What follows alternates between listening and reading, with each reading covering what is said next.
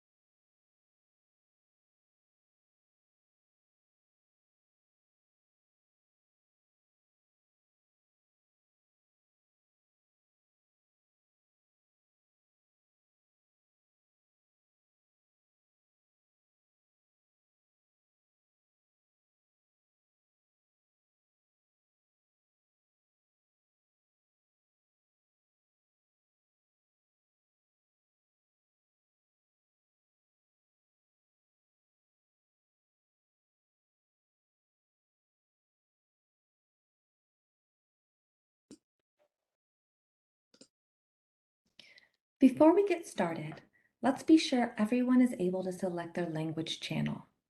The options available for this session are English, Spanish, or original audio if you would like to hear the audio without interpretation. For people connecting through a computer, you can choose your language channel by clicking on the interpretation icon to the bottom left that looks like a globe. For people connecting with a mobile device, you can choose your language channel by selecting the More option, then Interpretation, then select your language from the available options. With much gratitude to our interpreters today, Jonathan, Travis, Cheryl, and Claudia. We also have live captioning available that can be accessed by clicking on the Multimedia Viewer box on the right hand of your screen. Now we will begin. Hello and thank you for joining us today for the fourth session in our 5-part series, Culturally Rooted Traditions and Healing and Resistance. My name is Gabriela Zapata Alma. I use they, them pronouns, and I'm the Associate Director of the National Center on Domestic Violence, Trauma, and Mental Health. It is my pleasure to moderate our session today, featuring a panel discussion with Lasaya Wade and Christina Love, two visionary leaders and wise women centering community in their collective movements. Now for some troubleshooting tips about this platform. If you get disconnected from today's session at any point, please re-enter the session using the original webinar link that was emailed to you. If the sound is unclear, it's likely due to an unstable internet connection. If this happens to you, feel free to call in for a better audio connection. If you're experiencing technical difficulties, you can directly chat Carla Alegria, project manager with our center, for assistance. If you are unable to contact Carla, please reach out to the WebEx tech support. Carla will post that phone number in the chat box. We welcome you to use the chat feature to share thoughts, questions, and resources throughout the session. Your screen may look a little different depending on what kind of device you are using. Usually the chat box can be found at the bottom right of the screen. You may have to click on the chat icon that looks like a speech bubble to open it. Let's test that feature now. Please introduce yourself in the chat and let us know where you are joining us from today. While you do that, I will share that our center is headquartered in Chicago, Illinois, the unceded homeland of the Council of the Three Fires, the Odawa, the Ojibwe, and the Potawatomi. We invite each person to learn about the land that you are currently inhabiting. One resource to get started is the website native-land.ca.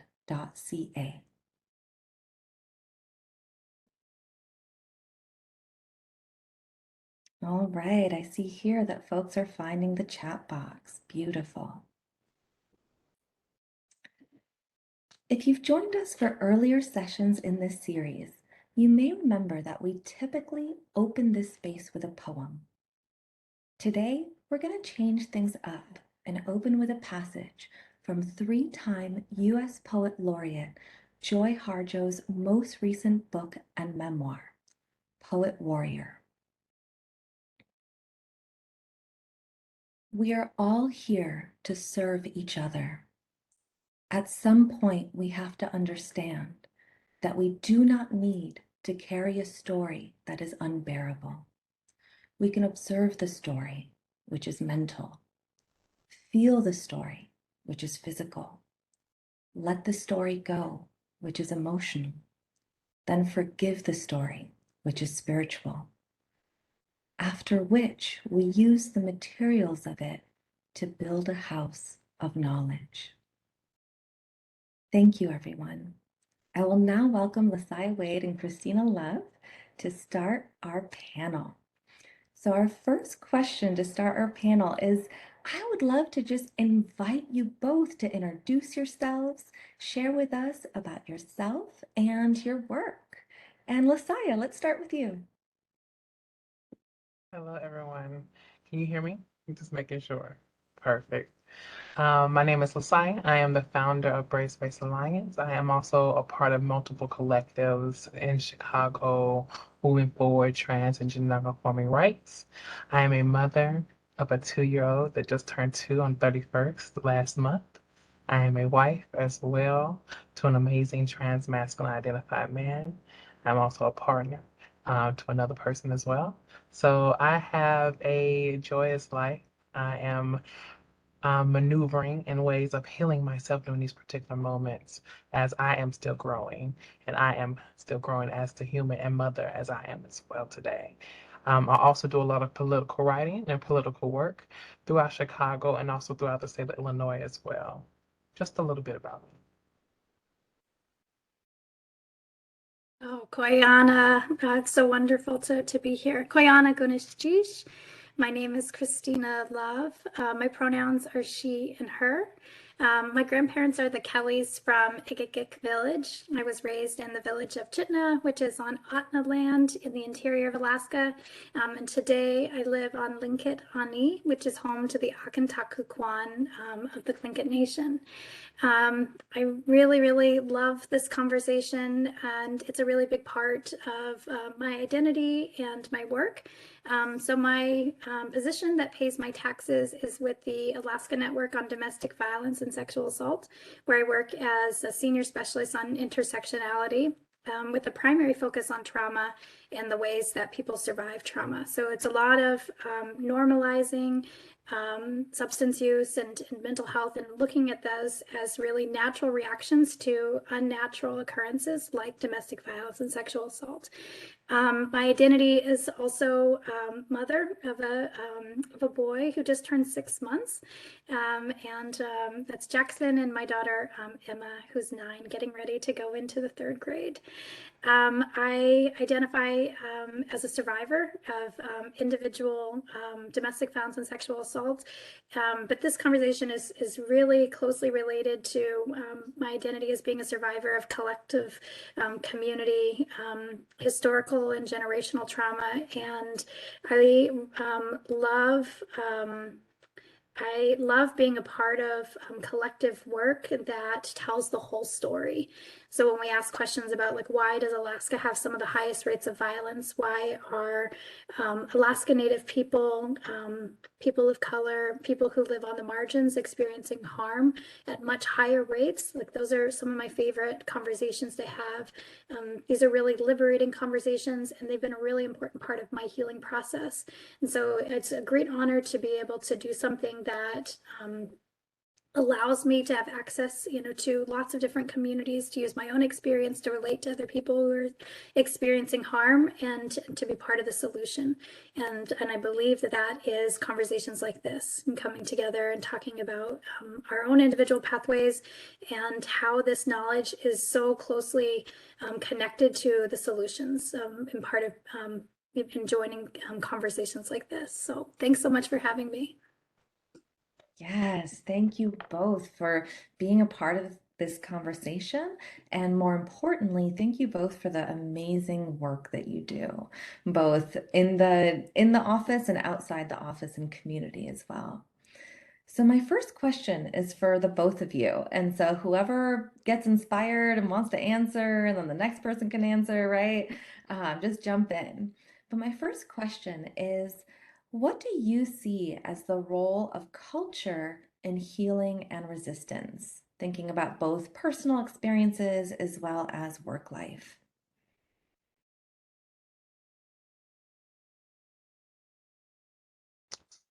I can speak in the Black narrative, right? Um, Culture is in has been taken away from us for so long. And within these recent years, we are trying to figure out what culture actually really looks like for us, even though Blackness itself has changed the dynamic of everyone's culture, right? But when Black people try to enrich its own culture, it is demonized or pushed away or saying it's not of the norm, correct? So in these recent years, as me and my husband trying to figure out what it looks like to teach our child, what it's going to look like in the future for them, and being enriched on where they come from as a mixed person, and also as a person that's married to a full identified Black person, is trying to find that balance within our own relationship as well. It also brings in healing, right? Connection of, oh, this is actually who I am, and trying to figure out our narratives. Like, I didn't know exactly fully who I was. Now I can connect my ancestors were, right? And also the intersection understanding around transness within that, around our history as trans people, Mary Jones, Lucy Hicks, Valerie Spencer, and so on and so forth since the beginning of this country, of the fights that trans people have done, the historical understanding that trans people were healers and teachers, and interconnections between indigenous people. We were the understanding of what it looks like for multiple different cultures of religious bases, as well as spirituality in particular ways. So figuring that out and bringing that to the head a lot of time to understand what it looks like to move from our trauma and move into a healing perspective that a lot of people or a lot of us don't even have to today, right? A lot of us still move in that understanding of our trauma because that trauma itself has allotted us the time to survive or figure out what it looks like to move through this country in a way of a survival method. And as we move into understanding what it looks like to thrive, let me know if I'm speaking too fast. What it looks like to thrive is to understand where our past and our fights was back in the past. So yeah, cultural understanding from Black narrative and also cultural understanding from a trans and gender conforming lens allots us as people to understand like we've been fighting from the beginning, we will fight now, and we will continue to fight in the future. So good. Can you ground me in the question again? I really was just getting lost in your answer. No, and you can't speak too much. Then not in this space. Yes. So, in your personal experience and your work experience, what's the role of culture in healing and resistance? Yes. Okay. So I love to share like a little bit of a story to like to ground in like this visual. So I really think about my own individual journey and how parallel that is to like the larger like nation and even our our state, and how like the small is all and how that is reflected. So I think about the story of a hotel. So this guy owns a hotel, and he is blatantly racist, ableist, sexist, and he says that only men who meet this very narrow definition of what man is are allowed to come to this hotel. And so then he passes away, and his son inherits that, and that's a great conversation about generational wealth. But his son says, I'm not sexist, I'm not ableist, I'm not racist, and they're welcome to come here. But then he doesn't make any of the changes that would need to happen, to not. And this is, I really love like this small example, because this is a really great example about how we inherit these cultures, we inherit these systems, we inherit these organizations. And even though we might not share the same beliefs of the people who created them, we also have to be incredibly aware of the culture that's around us. And we have to learn to be able to, look that there aren't handrails, that there isn't an elevator, that there are only urinals, or, whatever ways that we have not been invited, that we did not take part in creating this. And even going back even further, if we were looking at the historical landscape of like a love, we have to look at where we have come from. And for me, it's been a really, really, really important journey to look at what our culture was pre-contact. That has been because there's this divide between who people say we are and how much I have internalized what people have said that I am, and how much that comes into even now. I still feel like the dumb village girl who shouldn't be here. And so much of that is reflected within the school system. Never once did I have a counselor ask me about going to a university, asked, everybody else who wasn't from the village, invested in their time, but like the nuance of how that plays over an entire lifetime, and how that shapes you, and how you view the world, and how other people view you. And when we start to, bring this lens in, and we look at the way that culture influences our ideology, how we think about ourselves, what language we use, what stories we tell, and how that is baked in, embedded into our systems, right? When we look at what racism looks like for our nation, it is a person's own personal bias and belief that's backed by policy, that's sanctioned laws. So when we start to see the landscape of how someone else's culture has penetrated and influenced all of these other cultures. So I think about my own individual journey in growing up in the village, and having some connection to culture, but really being disconnected, but not understanding why, and seeing a lot of indigenous people struggling with alcoholism, struggling with mental health, lots and lots of health issues, a lot of us ending up incarcerated, and that becoming internalized. And then to grow up and live out a lot of those things, was in a lot of ways my worst nightmare. But then, as I started to awaken, as I came into recovery, as I was able to find stability, and right, thinking about those hierarchy of needs, but connected to the community, right? There was this huge shift when I started to understand the whole story. So when I looked around and saw mostly Black and brown people are incarcerated, and I understood the full story about why we ended up there, then there was a shift. Then I started thinking of myself as a bad, morally corrupt person that had to be separated from society, and more of like a political prisoner, right? That there's a reason why we were all there. And having that whole story helped me start to heal, and helped me connect back to my culture. And this is really important, when we look at who we are as a movement, and where we have been, and where we are, and where we want to go, and understanding how much that the connection between what was taken and where we are. So like, for an example, in raising my children, when I learned that is a really important indigenous practice that elders passed on, for 10,000 plus years, that anger is a really dangerous emotion to have around children, that it creates shame and guilt, and that it can harm their ability to shine, that their ability to feel confident and courageous about themselves. And this is so not represented in what I was seeing, even my own anger coming up and not understanding that. But that isn't something that I was taught, because I had a totally different view about how we raised our children, and and what that looked like, and just that one small piece, when we start to look at what harm looks like to a nation, and how that impacts a community, and how that impacts a family, and how that impacts individuals, and how that's carried on and that the opposite of that of violence and healing is reconnecting to identity, being able to tell the story and knowing who we are and standing in that truth. Then that that changes absolutely everything, and that it also allows us to really think about how we show up for the communities that we're serving. What type of who I am as an individual, and how I cannot be separated from my community.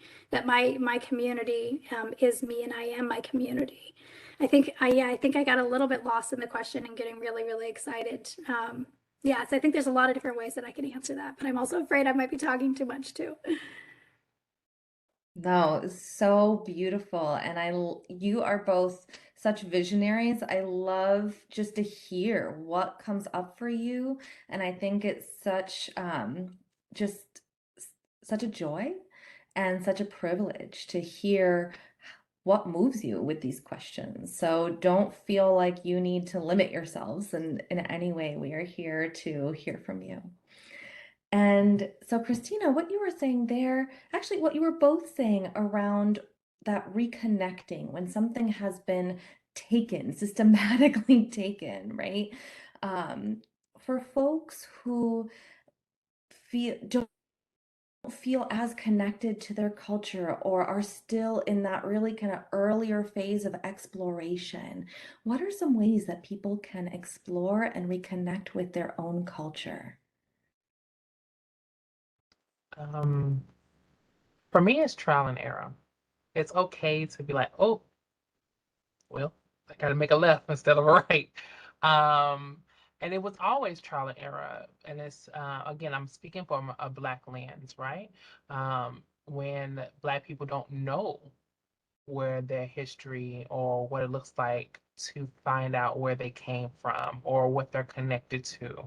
And a lot of people don't really connect that. That is a heavy trauma that a lot of Black people hold because we are people with no home, in most cases, or people with no background in most cases, and trying to figure out what that looks like. And for me, I can speak on where what about myself is my mother is half Native and also half Black. My father is Puerto Rican, so he holds a particular type of Spaniard slave trade background. My mother holds a slave trade indigenous type of background. And trying to figure out where our people came from. Half of my mother's family don't have like birth certificates or names. My grandmother's father's father there's no records of him. So there's no past records of her family past that, right? So there's a whole lineage that we don't know nothing about or who we're connected to in a particular ways. So it's trial and error, and it's okay to figure out your own path. It's okay to say this feels more comfortable for me than where I was then. Um, I know I was on a panel a couple of months ago around religion in particular ways, and the pastor said, "Well, look, we lost one," and I had to remind him, "You didn't lose me. I just found a different path for myself.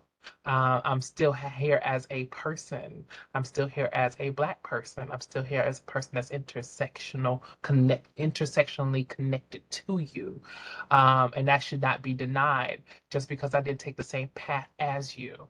So it was that moment of letting him realize and understand just because my path looks different does not mean I'm not here to fight for you or fight with you. So it's okay. It's okay to be trial and error. It's okay to hit the walls. It's okay to say, well, let me try this again, because it's going to continuously be that way. And explicitly, again, I can only speak in a Black narrative for Black people. That's beautiful. Yes, I think about my own individual journey, and I think it's really important to clarify, that that I have light skin, that I have fair skin, but not white skin, and when my mother has much darker, my sisters, and I happen to have the fairest skin. And this is really important when we think about all of the different cultures and how, specifically here in America, how all of the cultures that have come here have traded their original culture for privilege. That white is not a culture. It's not an ethnicity. That every single culture that is here in America can be traced back to indigenous, and that story is really important when we look at the way that colonization harms everybody and what it takes from people, and the identity and the traditions and the customs. So what I would encourage people is to to dive in and really take notice in your body what makes you come alive. That I'll say that for myself, and it feels very similar to my recovery journey. That that when I was able to come into a place of safety and I had my needs met, and I created relationships that were safe, that allowed emotionally, physically, mentally, spiritually, like we have to think about the multi-dimensions of safety, then that allowed me to be reflective of my life and start to process and cultivate my own awareness about who I am, and the circumstances and experiences that have led me here. And then I got to be intentional about who I want to be, and really looking at how parts of my personality was deeply rooted to my survival, and how things pieces of myself that I thought were me were just me surviving. That harder outerior ruggedness, rugged individualism that is part of some of the narratives around this culture, that we really look at where those have come from and decide if those are serving me. And I think that there's really important thought process for myself that continues to come up when I think about what I have learned, and who benefits from this and who's harmed by this, most importantly. And I think about this with religious beliefs that I've held. I think about this with ideology, with things that I have thought about other people. And this is a really great way of catching our thoughts and our belief that can be used for anything, from gossip, right? Like who benefits from this, who's harmed by this, as well as the different culture of the beauty standards, right? Who benefits from me thinking that I need to lose weight? Right? Who benefits? Who's harmed by that? Absolutely my daughter, absolutely everybody, right? Within this culture. And when I started to dive in for myself and really start to look at all of these different beliefs that I had about myself, and how those beliefs about myself, how that impacts other people, right? Then I started to discover and using my own culture here to guide me, right? Well, what are some of the ways that we used to, that we would come together in relationship? What does it mean to be in community? And some of those dynamics were really, really important for this healing. And that healing is an important part of resistance. And I think very long back, the first things to be colonized was our bodies, right? And the impact that has on our emotional, physical, mental regulation. So that was like one of the first things to really own, right? Is to reclaim my body, reclaim my story, and reclaim our story, the story about who we are. So I think it's really important for people to do that individual work, and connecting to their own culture, and looking at, the ways that we show up and how we impact people, with the things that we believe about ourselves, with the things that we believe about other people. And I know that process of reconnecting has led me back to reconnecting with the earth, to reconnecting with my family, and looking at the ways that I have survived harm completely different, and also really understanding how colonization, conquest, assimilation, how that impacts everybody in a really, really, really negative way. And then that brings us today. What is that going to look like, as we're moving forward? And it's a different conversation when you are doing that internal work. can we dive just a little bit deeper into that reclaiming that body piece, right? And how intersectional reclaiming that body, and explicitly right now in 2022, right? Like that just like resonated with me to my like pure of my soul of as a trans person, and also as a like a as a as a woman identified person connecting with other women right now in this particular climate where women are like literally just trying to go eat and can't go to the car without their car exploding because they said no, or understanding what that like just saying if I don't want to have a child in this moment, it's my choice because it's my body, right? Um, I just want to like thank you for saying that because right now in this midst of this moment of patriarchy and this system, it is attacking and saying that our bodies are not ours to hold when it is. My body is not for you to claim in any type of form or fashion. So thank you for saying that. Well, yeah, no, we can, no, totally. I think in that this is where we're getting to, right? Like this is what healing looks like and coming back. And it is culture that brought me back to my body.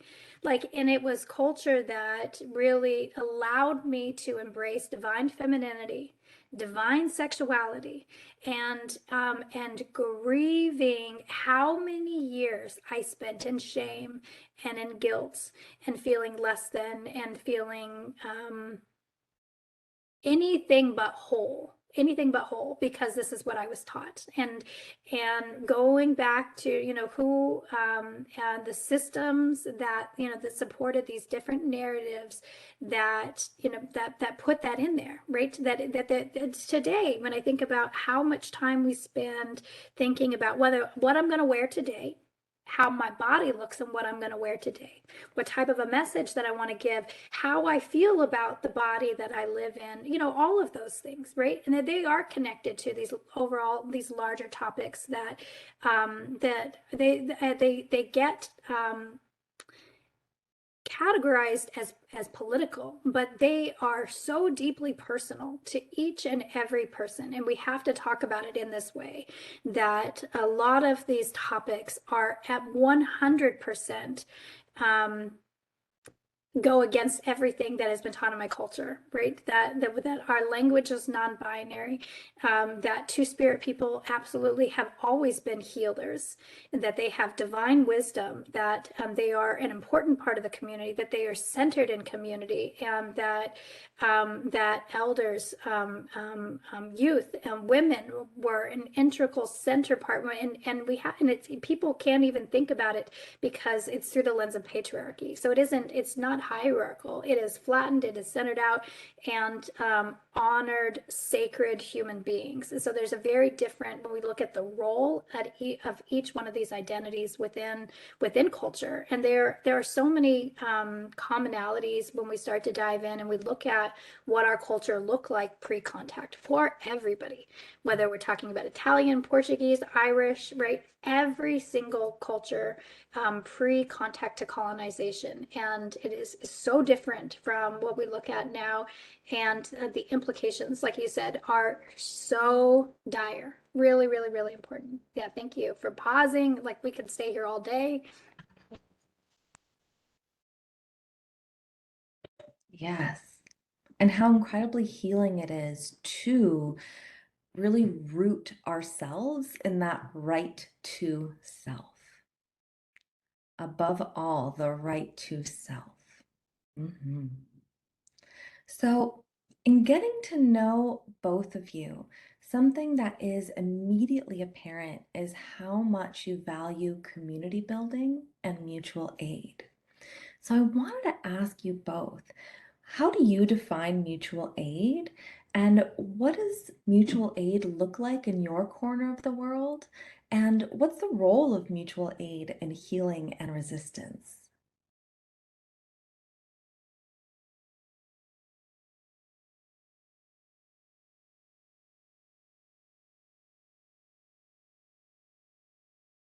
So mutual aid for me gets the understanding that we all breathe the same air, we all drink the same water, we all connected on the same land, right? Um, and if my neighbor is not okay, then therefore I will not be okay. If my neighbor is sick, then soon, therefore I will be sick, depending on how our neighbors or how we commune with each other. And neighbors mean who you work with, who you chill with, who you have conversations with, who you party with. That's what I mean by neighbor. Um,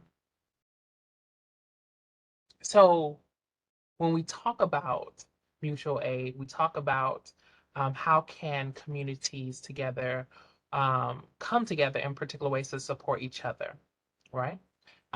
Let's say for the pantry at BSA. It is one of the largest mutual aid pantry networks throughout the country in particular ways. And I was lucky enough for my husband and myself to be able to start that at that organization. To be able to understand what it looks like for each and every one to put hands in to support all of each other um, throughout Chicago. And as the organization continues to move forward and as the network continues to build in particular ways, we understand that there is more need than most people like us ourselves can actually access in particular ways because of the food deserts, because of the lack of resources, because of not wanting to give resources because the plans of moving people out of them particular areas, right? That has been long before us already been planned and in motion.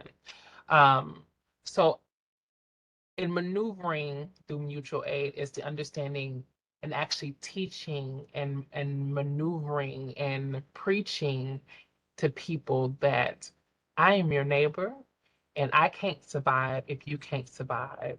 And you won't be able to survive if I cannot survive. And understanding what that actually looks like for each and every last one of us and moving into that aspect. And if we cannot move in that aspect, we've already lost this battle or war that we're trying to actually achieve in liberation of all people. Oh, so beautiful.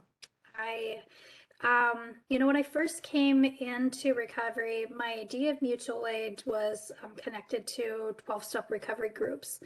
And the longer that I have been in recovery and been in community in this different way, I understand it on a much deeper level. So mutual aid was me in my addiction with other people who were actively in addiction, who were homeless, navigating resources together, us sharing what we knew, so that we could survive. So mutual aid was me teaching people and other people teaching me how to use syringes in a way that kept me alive, that kept me disease free, and how to access things like the pantry and which shelters were safer, and who would provide lunch or vouchers for haircuts and clothing, and it's anything and everything that you need, working alongside people in the community. So now that I am in these other positions, it was mutual aid was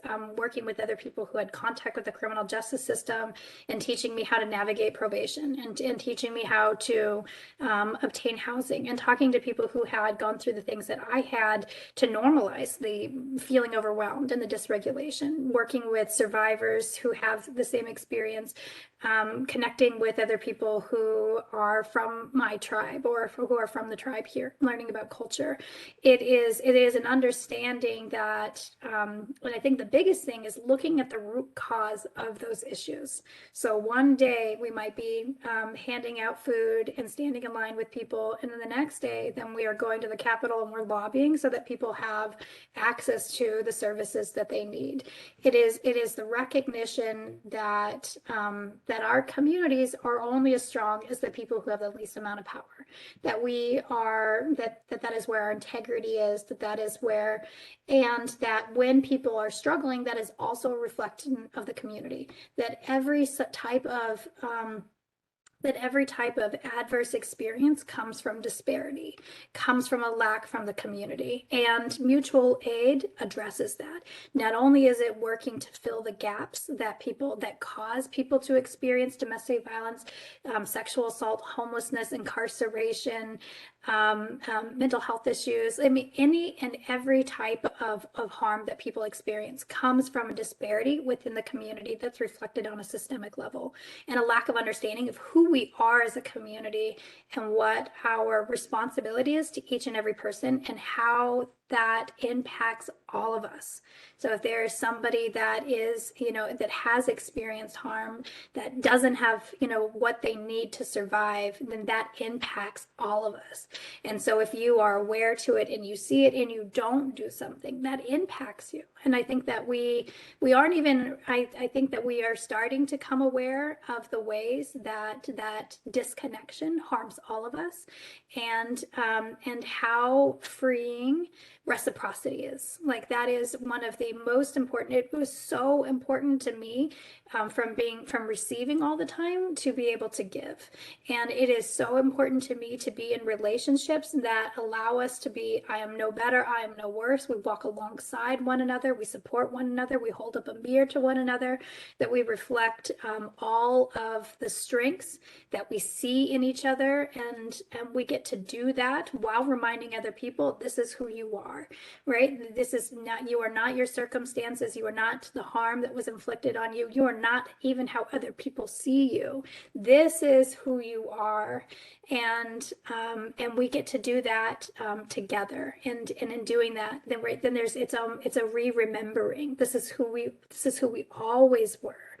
Despite all of this, and it is community. It is healthy community. So I remember coming into recovery, and I remember missing people who were homeless. I wrote it in. I have a diary that's close by, and it said, I miss the conversations and I miss the company because of the realness that was in that community. And I think about how important it is to never go too far from that. Like, often will talk about the oppression of professionalism, because when you have nothing and all you have is yourself, like, and coming back to that and being able to use a lot of, like, the principles and values of our culture to create that healthy community, right? That I can't be separated from my community can't be separated. So the more healthy I am, the healthier the community is, and vice versa. Yes. And so I want to take a moment and invite folks who have joined us today. Please, if you have any questions, don't be shy. Start putting them in the chat, because I am coming up on my final question for y'all, which is, we've talked a lot about community. We've talked a lot about kind of personal learning and development and reclaiming. And then as we build our organizations, as we reclaim organizations from a culture of oppression, right, or build organizations anew, how do we root our organizations in culture that is anti-oppressive and culture that is rich, culture that reflects the people who work there and the communities that are supported?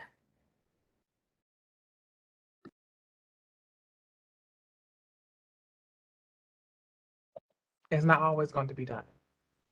I'm going to be very honest.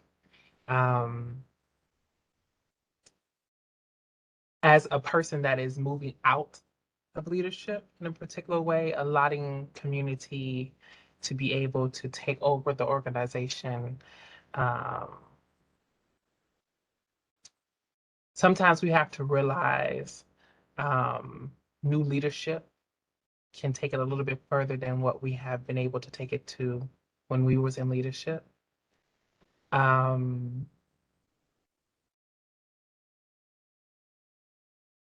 still healing. I'm going to be very honest.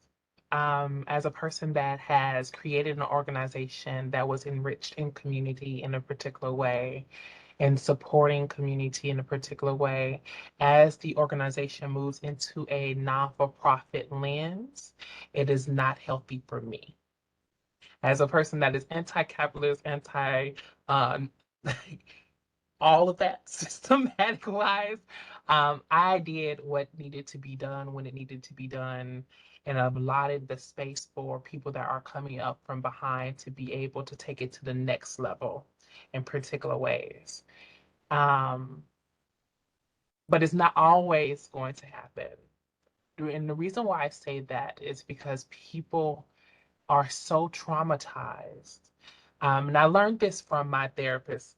Shout out to women of color that are therapists. They're out here saving the world. They're out here saving the world. Um, that trauma itself sticks on a little bit deeper, a little bit harder than we receive good in particular ways. So when we receive good, it slides right on off. But when we receive all the bad, as a survivor, as a person that survived my parents in particular ways, it sticks, right? And as queer trans people, trauma looks different for us in particular ways because we're not dealing with just systematic trauma.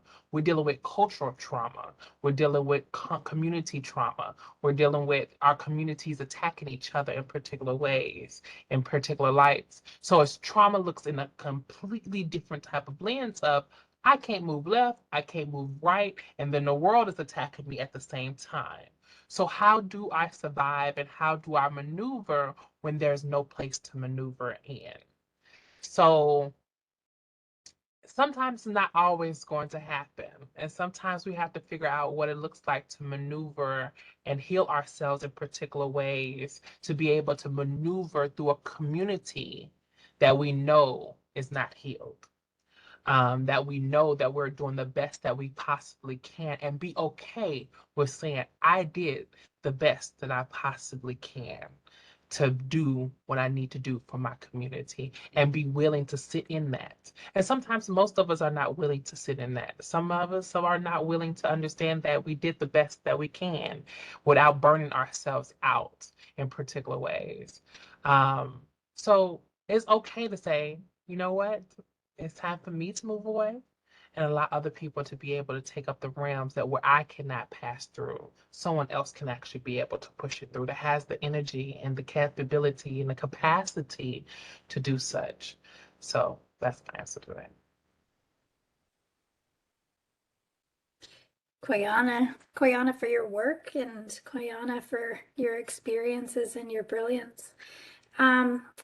We were having dinner and I had a friend who isn't originally from Alaska, who's lived here for a long time, but I was explaining to her what it looks like in this group that I work in, and she wanted to know how it looked that no one was the leader of the group. And she had a lot of questions about what that would look like. And I explained that when, culture is the foundation, and when our principles and practices are in place, and we know what they are, and it is so far beyond policy. It is so far beyond what is written. It is being aware of how you feel.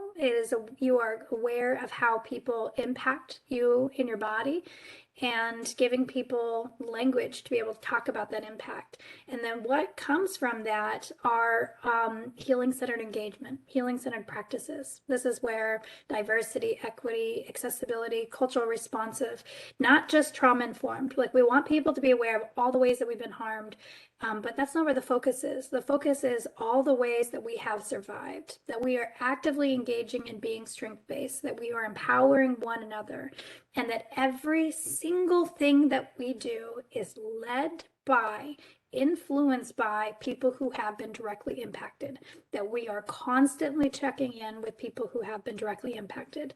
I only get to do that in a small bit. I don't get to do that. My entire organization does not reflect that work. And every organization is at a totally different place, when we think about it on a spectrum, but not even like a linear, but like all over, like this, like all over. Everybody's at a totally different place, because we go back to that like original story. Each one of our organizations, when we think about the history, it wasn't that long ago. like here, like 30 years ago, mental health was criminalized, right? So here in Alaska, you were thrown in jail for having a mental health issue.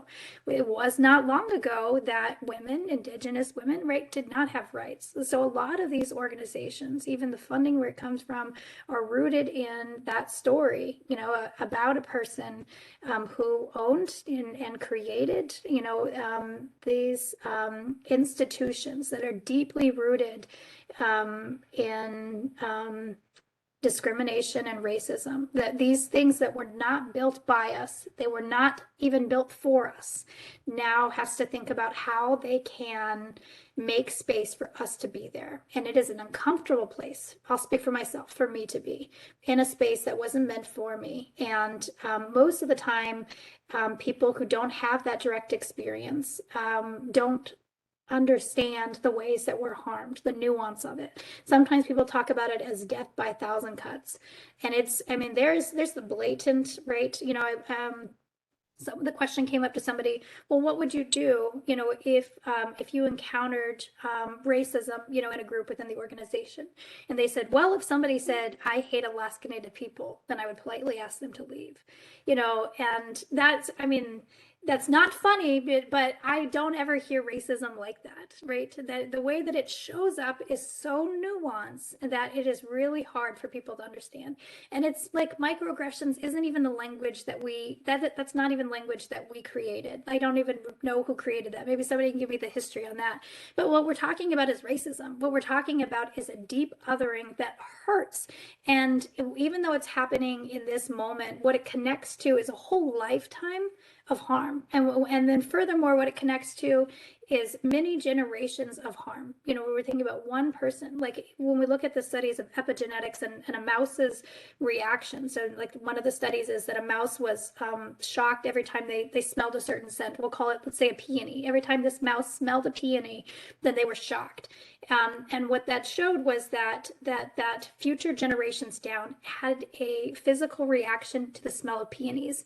So if we're thinking about how that looks like for us, let's just say myself and the school system. My mother is a survivor of boarding schools, her mother, and many other family members. So my own like reaction to these systems that weren't created for us, that were incredibly harmful to us, that shows up in a lot of the nonprofit world. Sometimes we talk about it as what is the right wording for it? I'm trying to think. It is the I'll come back to it, but it's essentially like systemic violence, you know, on a mass scale. These institutions that weren't created for us and that we're constantly harmed by, right? So I couldn't access services when I was in my addiction, and I thought that would change. That, you know, by being in recovery, by being an upstanding citizen, right, by not returning to incarceration, that I would be treated differently. And honestly, the harm just changed. It was just a different type of harm that shows up in really interesting ways.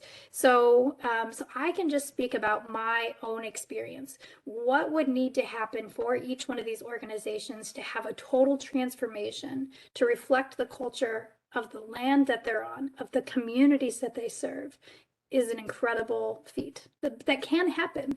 But the first thing that has to happen is that we need people who have these experiences to be in positions that can influence. I think that for a long time, the model of nonprofits hasn't really worked for us. So we have to really think about this like trickle down services doesn't work, right? There has to be it has to be completely flipped so that the people in the community get to say what type of services that they need and if things are working or not. And then they also need to be in those services. Like we need to have methods where we're hiring people who have that experience, and there has to be a track for professional development. So they need to have that. So first we need to understand how systems are causing harm, and we need to allow people who have experienced that to play a part in that transformation. And we have to have supports because it's hard. Like, so we need to be surrounded by people who look like us. And we're not even going to talk about lateral violence. Like, that's not, we don't even have enough time for that right now. But that's a conversation that we will have as our own community, that we will figure out. And we'll let you in on that conversation later. But like, just for like the basics of this, like mass transformation, mass healing. Like, so we're going back to that individual. You can only take people as far as you've gone yourself. So growing yourself. So learning, what land you're on, learning who the community is, surrounding yourself with people who don't look like you, who don't have a story like you, who don't sound like you, allowing yourself to feel the uncomfortableness, to not know, to not be right. It's undoing that oppression of professionalism, understanding white supremacy and the way that it shows up in perfectionism, in paternalism, and how people are harmed by that, and actively looking at policy that is supportive of people of color, that you have protections, that you understand. I was trying to think of what is the word where people will seek, like if I call you out again, I'm having a hard time of coming up with words. I'm like, it could be post-pregnancy, or it could be, trauma, like the constant trauma. I'm trying to think of what it is, but having policy in place that is protective of the people that are there, having multi-generational policy, right? So the policy that is supportive of our whole families, like looking at people as holistic, policy that is supportive of mental health, of substance use, and understanding why people use substances, and so that there are punitive measures but protective, so that people can have leave time, people have money to really look at pathways of healing that isn't the false dichotomy of self-care. There's so much. I could talk about this like all day. I know we only have so I want to allow time for questions, but thank you so much for asking. Yes, absolutely. Thank you both. And what I'm hearing is that we've come a long way. There's also so much left to do. And that we never stop growing, right, as individuals, and that we don't have to do this alone. And actually, we can't do this alone. It takes community. So I want to say thank you both. It has been such a joy to hear you both, to learn from you. Just what a wonderful session. Thank you to our speakers. Thank you to our team at NCDVTMH. And thank you to our interpreters. And thank you to everyone who joined us today. We have time for a question. If anyone does have a question, I haven't seen anything come through the chat yet. So I will provide just some wrap-up information while someone gets a question together, just in case. So in the next week or so, you will receive a follow-up email that has a link to the recording of today's webinar. In addition to, we didn't have any slides or handouts or anything, so no, just be a link to today's webinar. Feel free to share it. You will also have a certificate of attendance for your time today and a link to the evaluation for the webinar. So now I'm going to just check the chat briefly. I'm not seeing any questions come through. I will open it up to our panelists in case you have any parting words for us.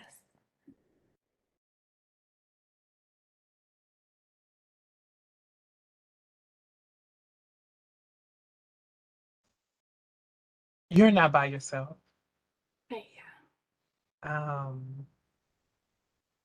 And I know everyone is being attacked or feel as though that they're being attacked at every moment.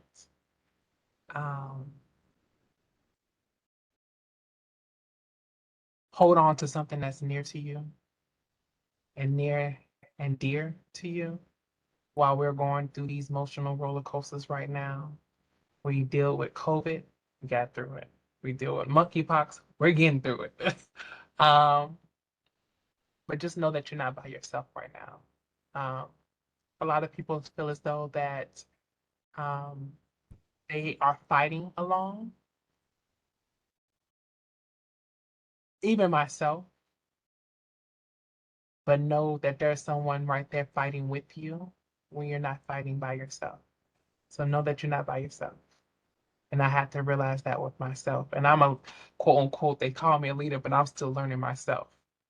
You're not by yourself.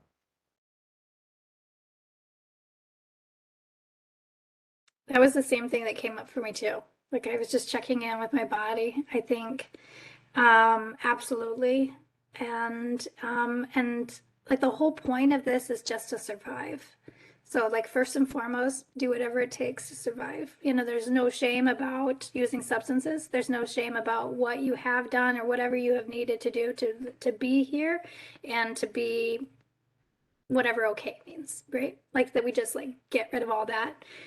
There's no shame or guilt here, like that we get, and then like the more we can cultivate that for ourselves, then we can give that as a gift to other people. And that has like been one of the greatest gifts that like that I get to be who I am, and I get to honor every person that I have been to get here.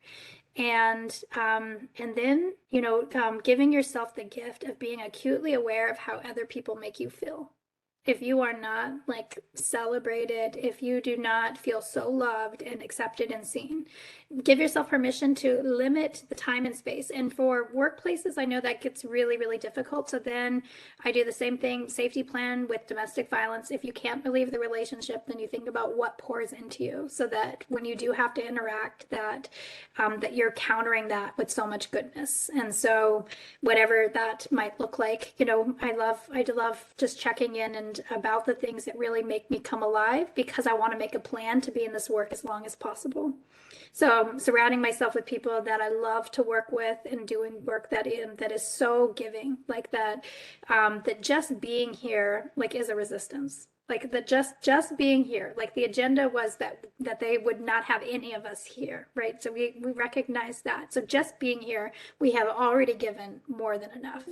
And so much of the learning that is happening happens on our backs, right? It happens at the expense of us. That we have like the, it's not even that we have skin in the game. Like that is what the game is, you know, that, and it causes so much harm to just continue to show up.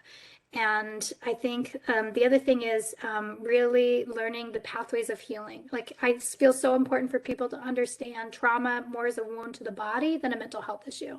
We're not broken. We are not ill. We are not, you know, challenged or any of those things. That the harm that has been done to us is real. And at the heart of trauma is dysregulation. So just like some of those keys, like breathing is so important. If you're having a panic attack, ice on your chest, on the back of your neck, on your veins that are closest to the skin is a way to help bring you back. I will drink ice water when I am disassociating or disconnecting. I surround myself with all kinds of things that smell good, that remind me. And then I write often about who I am. This is who I am, because what trauma takes from us is our identity. So it is so important that we come back and that we know who we are and that we get to say who we are, as everybody in the world is constantly trying to tell us. And people will see you through their limited, they will see you as far as they have gone themselves, if that makes sense. Like they through that lens. So it's important that we do the work so that we can see ourselves fully, and so that we can give people the gift of being able to see them fully as well. And I am so thankful, Gabriella, and to the center for allowing me to be in space with Lisaya and listening to you and learning from both of you. And this community that we have created is a life source for me. It is so important for me. I love coming into these spaces. I love being able to talk about these things. And I'm acutely aware that this is medicine for me, that these conversations are medicine for me. Me as well. Thank you. Kwayana. Guneshish. Thank you, everyone. And that wraps up our fourth session. Thank you so much for joining us today. We hope that you have a lovely, lovely afternoon, week, month, year, right? Decade. And we hope that you will join us for our fifth and final session, second Tuesday of the month, 2 to 3 o'clock Central Time. Do the math for your own time zone. We will be having a poetry workshop for our fifth session. Please join us.